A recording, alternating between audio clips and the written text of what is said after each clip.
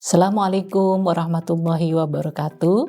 Perkenalkan, saya Astriana Baiti Sinaga, dosen tetap program studi Ilmu Komunikasi, Fakultas Ilmu Sosial dan Ilmu Politik Universitas Muhammadiyah Jakarta. Tahun 2015, saya menjadi dosen hingga sekarang pada Ilmu Komunikasi Pembangunan. Sebagai dosen, saya selalu melaksanakan Tridharma Perguruan Tinggi yang terdiri dari pengajaran, penelitian, dan pengabdian yang dilaporkan setiap semester pada laporan kinerja dosen di laman Sister Kemendikbud. Alhamdulillah, pada kesempatan ini saya akan memaparkan pernyataan diri dosen untuk unjuk Tridharma Perguruan Tinggi atau PDDUK TPT bidang pengajaran. Salah satu mata kuliah yang saya ampu adalah komunikasi pembangunan. Sistem pelajaran yang saya terapkan adalah delivery, interaction, dan assessment. Delivery adalah penyampaian beragam materi pembelajaran untuk membantu mahasiswa belajar mandiri agar materi yang dapat diterima dengan baik dengan tujuan pembelajaran tercapai. Materi tersebut disubmit dalam Edlink sebelum perkuliahan dimulai. Kemudian, interaction adalah dosen dan mahasiswa bertemu langsung di kelas untuk mendiskusikan materi pembelajaran, atau diskusi ini mendorong mahasiswa untuk bertanya kepada dosen atau antar mahasiswa. Kemudian, assessment adalah pemberian tugas terstruktur untuk mengukur kemampuan mahasiswa dalam menerima materi pembelajaran yang diberikan oleh dosen. Capaian pembelajaran yang dibebankan pada mata kuliah ini terdiri dari 4 aspek: sikap, penguasaan pengetahuan, keterampilan umum, serta keterampilan khusus. Mata kuliah ini terdiri dari 16 kali pertemuan dengan berbasis seluaran berupa project-based learning. Perencanaan penilaian mahasiswa dalam mata kuliah ini mencakup tugas 30%, UTS 30%, ujian akhir 40%. Mata kuliah ini memberikan penjelasan untuk mempersiapkan mahasiswa dengan keterampilan dan pengetahuan dia perlukan. Adapun capaian pembelajaran mata kuliah komunikasi pembangunan, memahami dan menjelaskan tentang konsep komunikasi pembangunan, ruang lingkup komunikasi, memahami dan menganalisis kerangka kerja komunikasi untuk komunikasi pembangunan, dan memahami dan menganalisis pendekatan komunikasi pembangunan. Dengan sub CPMK menjelaskan pendekatan komunikasi pembangunan, model-model komunikasi pembangunan, menjelaskan strategi komunikasi untuk komunikasi pembangunan. Selanjutnya, saya akan menampilkan proses pembelajaran yang saya lakukan di kelas secara luring atau tatap muka. Selamat menyaksikan. Assalamualaikum warahmatullahi wabarakatuh. Waalaikumsalam warahmatullahi wabarakatuh. Pada sehat semuanya? Sehat. Alhamdulillah, syukur kita kepada Allah. Pada hari ini kita masih dikasih Allah kesehatan, umur, ya, sehingga bisa mengikuti perkuliahan pada siang hari ini. Ya, mudah-mudahan Allah senantiasa memberikan kebaikan dan keberkahan buat kita semuanya, dan memberikan keberkahan untuk setiap aktivitas kita semuanya. Baik, agar Allah memberikan kemudahan dan keberkahan, kita awali pertemuan kita hari ini dengan membaca surah Al-Quran, surah An-Nas. Ayo kita mulai. Bismillahirrahmanirrahim. Qul a'udzu birabbin nas, malikin nas, ilahin nas, min syarril waswasil khannas, alladzi yuwaswisu fi sudurin nas, minal jinnati wan nas. Alhamdulillah, ya, mudah-mudahan kan ayat yang kita baca Allah memberikan kebaikan. Baik, hari ini kita akan membahas topik tentang peranan agen perubahan dalam komunikasi pembangunan. Kira-kira apa yang kita bayangkan ketika kita bicara tentang agen perubahan? Dan konteksnya hubungannya dengan komunikasi. Nah, kita membayangkan ya bahwa Indonesia ini ibarat laboratorium. Benar nggak laboratorium? Kenapa Ibu bilang laboratorium? Bayangkan, Indonesia ini terdiri dengan kompleksitas persoalan yang sangat banyak dan kompleksitas sumber daya yang sangat besar. Bayangkan dari jumlah ya populasi kita berapa? 285 juta. Terus kita breakdown laki-laki, perempuan. Laki-laki jumlahnya 145 juta. Perempuan 140 juta. Itu dari laki-laki dan perempuan. Terus kemudian kita lihat juga pedesaan dan pekotaannya. Pedesaan itu jumlahnya 58%. Ya, 58% dari jumlah kabupaten dan kota tadi itu 58%-nya itu adalah perkotaan dan 42%-nya itu adalah pedesaan. Jadi kita tinggal yang di kota itu kalau di total dari seluruh jumlah 285 juta itu 58% itu ada di perkotaan. Itu dari sisi tipologinya. Kemudian apalagi yang kita lihat? Dari sisi pendidikan, kalian bersyukur nih, kalian itu termasuk dari populasi Indonesia yang bisa menyampaikan pendidikan perguruan tinggi sampai pendidikan tinggi. Tapi bayangkan, populasi masyarakat Indonesia itu yang berpendidikan itu SD. Jadi kalau ditanya rata-rata pendidikan di Indonesia itu, kita itu SMP ke bawah. Ngeri kan? Coba bayangkan, 284 itu 60 kalau di total SMP ke bawah itu sekitar 62% dari penduduk Indonesia. Jadi artinya apa gitu? Artinya ini tantangan tersendiri bagi kita kan? Nah, apalagi yang kita lihat? Pendapatan per kapita kita itu udah terbayangkan.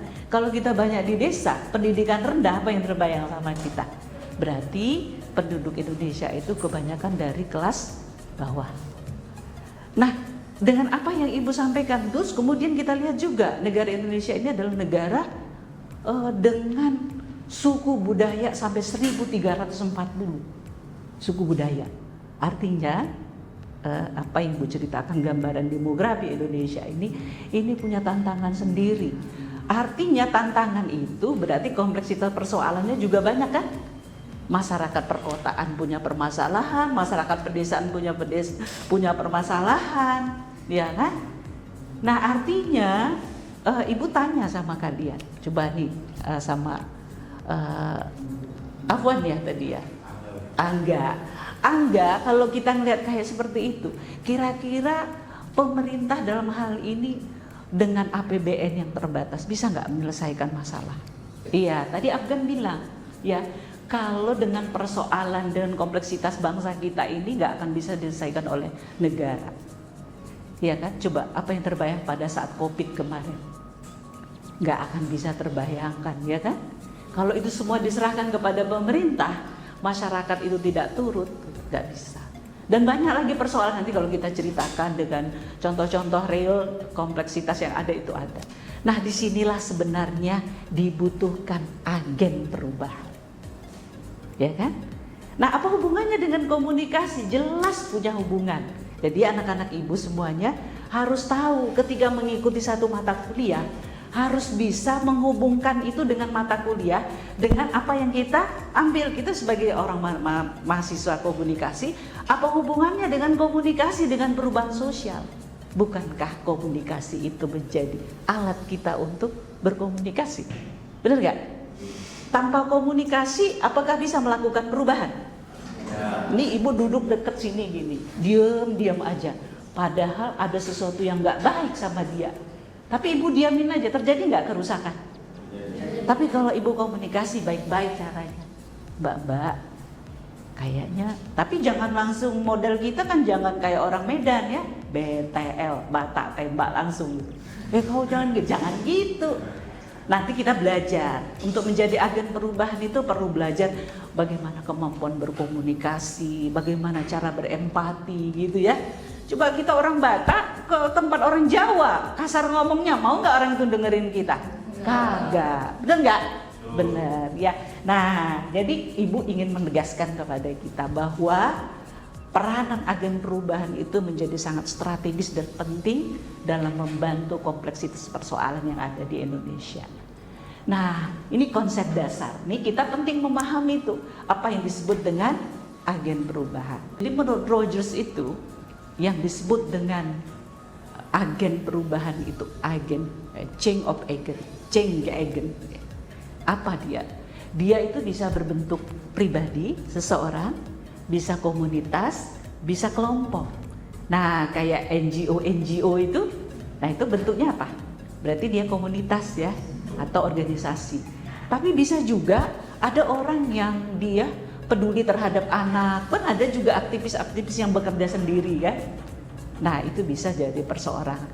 Dan pada prinsipnya kita semua ini harus menjadi agen perubahan, hatta di rumah kita sendiri. Iya kan? Kalau nggak ada agen perubahan di rumah, melihat kehancuran dalam rumah, itu nggak ada yang ngomong, bisa nggak terjadi? Semuanya sama karakternya. Itu kita ilustrasikan, contoh organisasi kecil dari sebuah negara, embrio yang paling kecil itu adalah keluarga. Di keluarga saja, kalau nggak ada salah satu yang berinisiatif untuk menjadi orang yang berinisiatif untuk melakukan perubahan, itu juga rumah itu bisa jadi, keluarga itu bisa jadi rapuh. Begitu juga negara. Jadi bisa terbayangkan kan? Jadi paradigmanya komunikasi itu berubah dari yang sifatnya top down ya. Selama ini kan top down kan. Nah, anak-anak ibu pernah nggak melihat ada kegagalan dari program pemerintah yang ternyata itu tidak dibutuhkan oleh masyarakat? Hah? Pernah nggak? Contohnya seperti ini. Ini BBM naik. Terus kata pemerintah, udah bagikan aja itu kompor gas. Kira-kira kalau masyarakat pedesaan butuh nggak itu? Hah? Dia lebih enjoy pakai kayu atau pakai itu? Nah, kalau yang namanya pendekatan, yang namanya real need, itu yang objektif nih, dilihat oleh pemerintah, oleh kita dari memandang orang itu gitu. Ternyata itu enggak dibutuhkan. Nah, seorang agen perubahan itu harus bisa melihat itu dari aspek namanya felt need. Apa yang dibutuhkan sama kamu? Jadi artinya kita udah sepakat ya bahwa agen perubahan itu memiliki peran yang strategis. Sekarang kita ingin memahami karakteristik dari agen perubahan yang efektif itu kayak apa sih? Yang pertama, empati dan pemahaman terhadap budaya. Kalau kita nanya, ini kan kita Universitas Muhammadiyah Jakarta. Jadi katanya gini, kata seorang Profesor Yusuf Qaradawi, kamu itu kalau mau sukses jangan lupakan sejarah. Lihatlah ke belakang. Tapi cara pandang kita juga ke depan.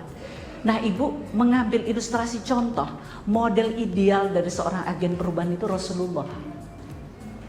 Ya, Rasulullah, bayangkan coba bagaimana masyarakat pada saat itu yang disebut masyarakat jahiliyah ya. Udah bodoh perilakunya, Masya Allah gitu ya. Tapi Rasulullah itu mampu. Pertama, kenapa kita sebagai Rasulullah itu kita anggap sebagai model yang sangat tepat ya, jadi prototipe model dari agen perubahan yang sangat sempurna. Rasulullah itu tidak hanya mampu mendidik 7 sahabat, 9 sahabat yang mereka itu menjadi orang yang punya kapasitas yang baik, tapi Rasulullah juga mampu berhasil mencetak agen-agen perubahan, ya kan? Sahabat itu kan kemudian akhirnya dikirim kemana-mana ya. Mus'ab, kamu berangkat ke Madinah. Nah, kembali kepada tadi empati dan pemahaman budaya. Jadi kayak Ibu ceritakan tadi, kita nih bekerja sebagai agen perubahan dari sebuah komunitas. Karakteristik yang kedua, kredibilitas dan kepercayaan. Kira-kira kalau kamu udah nggak percaya sama orang, kamu bisa nggak nerima apa yang disampaikan? Nggak kan? Nggak ada. Itulah pentingnya kredibilitas. Dia ini orangnya tukang bohong. Kira-kira kredibilitas di kepala kita itu baik gak? Tapi kalau datang sosok agen perubahan, wibawa, ya kemudian bisa dipercaya omongannya, itu menjadi modal. Jadi agen perubahan itu karakteristik yang kedua itu harus memiliki kepercayaan. Ingat kembali lagi Rasulullah, coba bayangkan ada batu Hajar Aswad itu, ya kan? Kan perdebatan panjang siapa yang berhak untuk ngangkat batu ini gitu kan. Tapi karena Rasulullah memiliki kredibilitas, mereka kata bentangkan kain, baru ditaruh tuh batu wajah, dan mereka ngangkat bareng-bareng. Jadi kredibilitas itu menjadi penting untuk menjadi seorang agen perubahan. Yang ketiga, kompetensi komunikasi. Nih kalau ngomongnya gagap-gagap bisa nggak? Nggak bisa. Orang kagak ngerti apa yang kita bilang. Bukan karena kemampuan orator kita, bahasa kita sederhana. Kalau dekatin masyarakat itu, anak ibu jangan mengeluarkan istilah-istilah yang nggak ngerti kepada masyarakat SD, ya kan? Anda harus memiliki kredibilitas. Anda membuat ini istilah-istilah yang, apalagi istilah-istilah yang terjadi di kalangan milenial. Ngerti nggak kira-kira itu masyarakat di kampung? Nggak.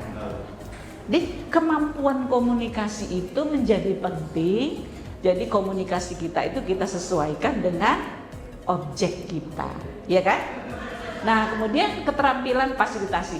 Fungsi agen perubahan itu sebenarnya sederhana aja, 3. Pertama, mengkoordinasi, kemudian memberdayakan, dan dia mengakselerasi. Berarti mengakselerasi berarti merubah sesuatu dari yang tidak tahu menjadi tahu, dari tahu menjadi sadar. Nah, fasilitasi itu fungsinya apa? Tadi itu didengerin, ya Bu duduk dulu. Kayak ibu kuliahnya di IPB, jurusannya community development gitu. Nah, kita gimana sih cara membangun perubahan, jadi agen perubahan di komunitas petani? Petaninya kita kumpulkan, jangan anggap biarpun petani itu tidak pendidikan. Kalau kita tanya tentang dunia pertanian, mereka lebih jago dari insinyur pertanian. Duduk, kita fasilitasi. Ayo ibu-ibu, apa yang jadi, sebenarnya apa sih Bu yang jadi masalah di kampung ini? Suruh tuliskan, mereka tulis. Sampai akhirnya, dulu ingat istilah fishbone? Untuk mencari akar masalah itu kan seperti, apa itu namanya? Fishbone itu tulangnya itu tulang ikan. Kan dia gini kan? Kan kita kan juga gitu, sering banyak masalah. Ini satu, ini satu, ini satu. Nah, fasilitasi itu kita sebagai agen perubahan bertanya kepada masyarakat itu biar mereka sadar, tahu apa sedang jadi masalahnya. Nah, disitulah yang dimaknakan fasilitas. Ya, kemudian orientasi problem solving. Problem solving itu kita mengumpulkan orang karena kita tahu sebenarnya apa yang kita ingin rubah. Nah, ingin kita rubah itu adalah ingin melakukan perubahan perilaku kepada mereka. Nah, perubahan perilaku itu mereka harus memahami sebenarnya masalah mereka apa, sumber daya yang ada di tempat mereka apa, dan ketika sudah tahu kapasitas mereka apa, sumber daya apa yang di mereka, kemudian wisdom lokal mereka apa, baru disitulah kita memecahkan bareng-bareng masalahnya. Jadi fungsi agen perubahan itu adalah membantu masyarakat untuk menemukan solusi dari masalah yang mereka alami. Baik, sampai di sini ada yang mau tanya? Kita biar diskusi, ya silakan. Afwan ya? Perkenalkan, nama saya Muhammad Afan Riau. Iya. Saya ingin bertanya Bu, mengenai karakteristik ini apakah setiap individu bisa menjadi agen perubahan itu sendiri, dan bagaimana caranya agar mengubah masyarakat yang notabene masyarakat itu hidup berdasarkan behavioris mereka Bu. Mereka beradaptasi dengan lingkungan, dan jika kita mau merubah lingkungan itu, kita harus menjadi lingkungan itu sendiri Bu. Gimana cara yang efektif biar kita tuh bisa merubah masyarakat dari dalam dan bisa menggeser gitu norma-norma yang tidak berlaku di mereka saat itu lagi Bu. Mungkin itu aja sih Bu. Iya. Jadi Afwan berarti memahami yang disebut dengan prinsip jadi agen perubahan. Jadi kan kita tadi udah menyebutkan bahwa agen perubahan itu fungsinya kan 3 tadi kan, memberdayakan, mengkoordinasikan, dan mengakselerasi. Nah, artinya ketika kita berada di dalam masyarakat, tujuan kita itu 3. Tujuan kita datang ke situ berarti ada sesuatu yang ingin kita rubah. Maka memang benar Afwan, salah satu tantangan dalam agen perubahan itu adalah status quo. Ya. Masyarakat yang ingin kita rubah itu dia ingin tetap konsisten dengan nilai-nilai mereka. Itulah tantangannya sebagai agen perubahan. Ya. Jadi ketika Afwan tadi mampu mengidentifikasi masalah, ya, kemudian ketika sudah dipetakan, sudah diidentifikasi masalah utamanya itu, maka memang Pertanyaannya, saya harus mulai dari mana? Kan gitu kan? Pertanyaannya mulai dari mana?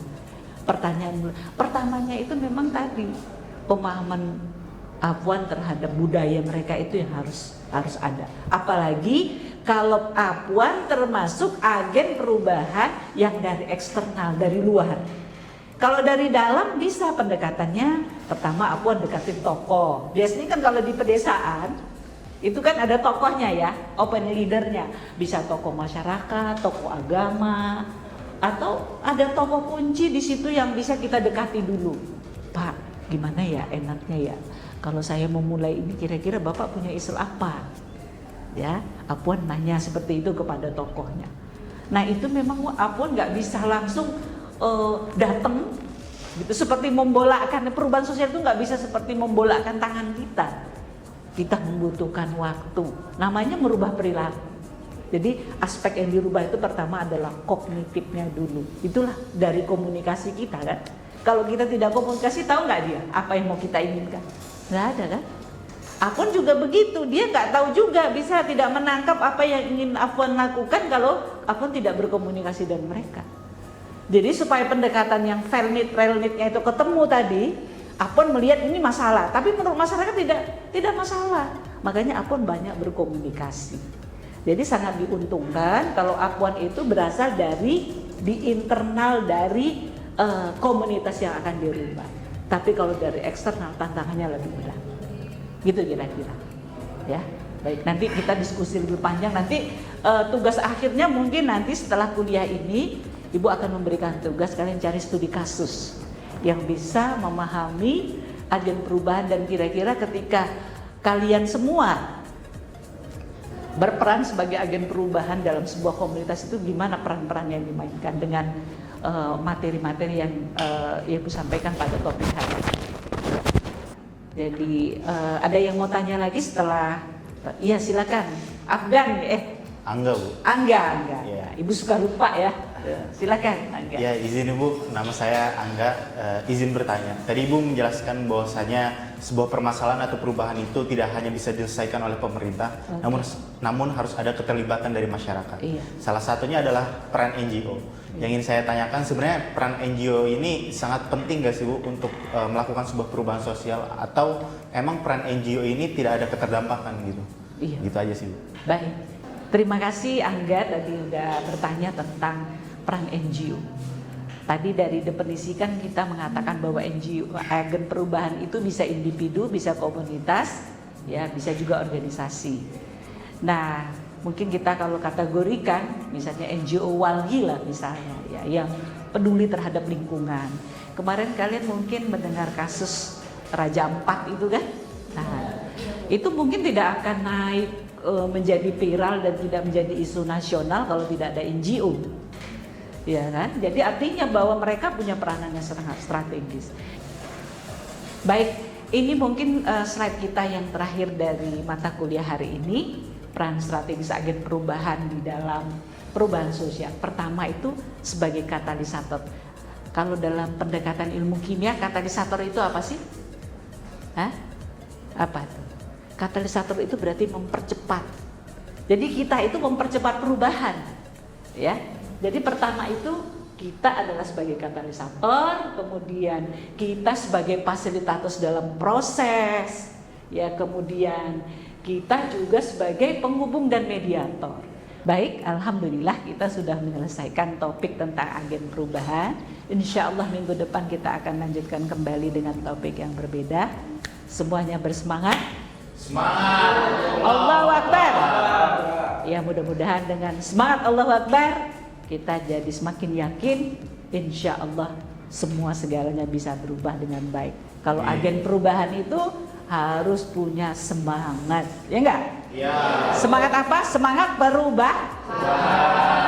Baik, alhamdulillah. Assalamualaikum warahmatullahi wabarakatuh. Waalaikumsalam.